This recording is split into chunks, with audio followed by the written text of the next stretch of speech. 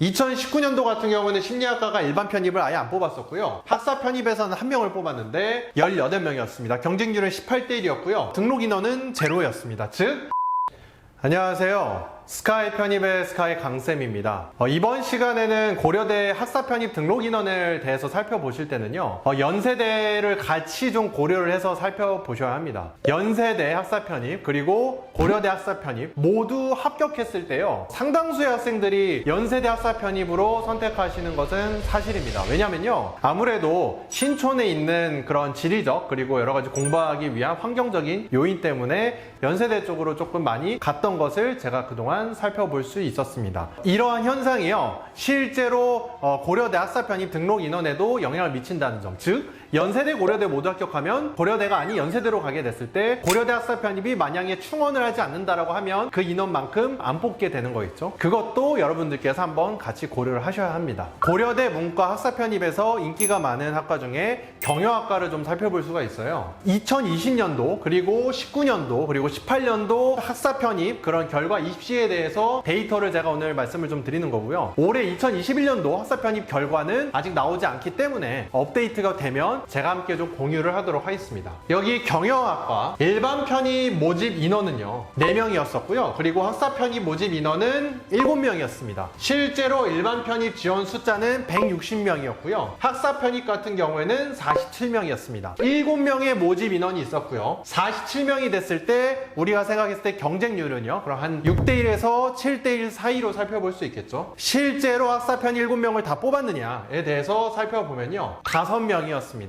근데요, 이 2명이 연세대 경영학과 학사 편입을 같이 붙어서 연세대로 갔을 수도 있고요. 아니면 7명 중에서 애초에 5명만 뽑았을 수도 있습니다. 그리고 실제로 일반 편입에 대해서는 4명 모집에 4명을 모두 뽑았다라는 점을 알 수가 있습니다. 19년도 학사 편입 경영학과를 한번 살펴보도록 할게요. 이때도 경영학과를 보시면 일반 편입은 4명, 그리고 학사 편입은 7명. 학사 편입 같은 경우에는 7명 모집 인원이 계속 동일하죠. 그리고 실제로 지원했던 숫자도 보면 46명, 거의 2020년도랑 지원한 인원도 비슷하죠. 그리고 실제로 합격한 인원은 2명이었습니다. 아무래도 전년도에는 그래도 5명까지 있었는데 19년도 학사 편입 합격자는 2명이었죠. 실질적으로 7명을 뽑아서 5명의 학사 편입 합격생이 있었는데 그게 모두 연세대로 갔다라고 생각하기에는 조금 무리가 있다. 결국 등록 인원은 2명이었기 때문에 46명이 지원한 거에 됐을 땐 경쟁률이 23대 1이었다. 이렇게 좀 살펴볼 수가 있습니다. 18년도도 보시면 경영학과가 일반 편입 4명, 학사 편입 7명, 실제로 일반 편입 지원자는 139명, 학사 편입 지원자는 28이었습니다. 그러면 이 28명의 학생들은 경쟁률이 4대 1이라고 생각하기 때문에 상대적으로 합격이 유리하다고 생각할 수 있죠. 실질적으로 등록을 했던 인원은 학사 편입의 경우에는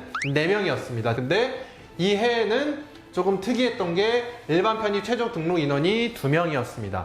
일반 편입 같은 경우에는요, 그래도 결혼이기 때문에 어쨌든 교수님들이 최대한 그 인원에 맞게 다 뽑는 게 대부분이긴 하지만 교수님들이 충원을 안 했을 가능성이 좀 많이 높습니다. 다음은요, 고려대 학사 편입에서 심리학과도 좀 인기가 많은데요, 심리학과에 대해서 좀 살펴보도록 할게요. 먼저 2020년 일반 편입 모집 인원은 2명이었고요 학사 편입 모집 인원은 1명이었습니다. 실제로 일반 편입은 46명이 지원해서 23대 1이었고요 학사 편입은 12였습니다. 즉 12대 1이었죠. 실제로 합격을 했던 사람도 1명 모집에 1명을 뽑았다는 걸 알 수 있습니다. 2019년도 같은 경우는 심리학과가 일반 편입을 아예 안 뽑았었고요 학사 편입에서는 1명을 뽑았는데 18명이었습니다. 경쟁률은 18대 1이었고요. 등록 인원은 제로였습니다. 즉 아예 그 교수님들이 꽈락이라고 생각을 해서 안 뽑으셨을 수도 있고 아예 이 부분이 충원이 안 됐을 수도 있다는 점에 대해선 여러분들께서 인지를 하셔야 됩니다. 18년도도 마찬가지로 심리학과 일반 편입 안 뽑았고요. 학사 편입은 1명을 모집하는 걸로 공고를 냈었고 지원자 수가 그래서 23명이 이렇게 지원했던 걸 알 수 있고요. 실제로 등록했던 인원은 다행히 1명이 있었습니다. 이렇게 문과에 대해서는 경영학과, 심리학과에 대해서 학사 모집 인원이 정원이 있었고 경영학과는 학사 편입 7명 모집에 7명은 다 뽑았던 사례는 없었다라는 점. 네, 다음으로는요, 고려대 이제 이과에 대해서 한번 살펴볼게요. 전기전자공학부 학사 편입 같은 경우에는 학은제분들이 저한테도 많이 오셨고 제가 실제로도 합격에 많이 많이 관여가 되어 있는 이과 중에 하나입니다. 2020년도 입시를 보시면요. 전기전자공학부가 일반 편입 9명, 학사 편입은 4명을 모집을 했죠. 그리고 실제적으로 지원자 일반 편입은 104명, 학사 편입 같은 경우는 19명이었죠. 그러면 4명 모집이 19이면 경쟁률이 한 5대1 정도로 보이는데요. 실제로 등록을 했던 인원도 4명이었습니다.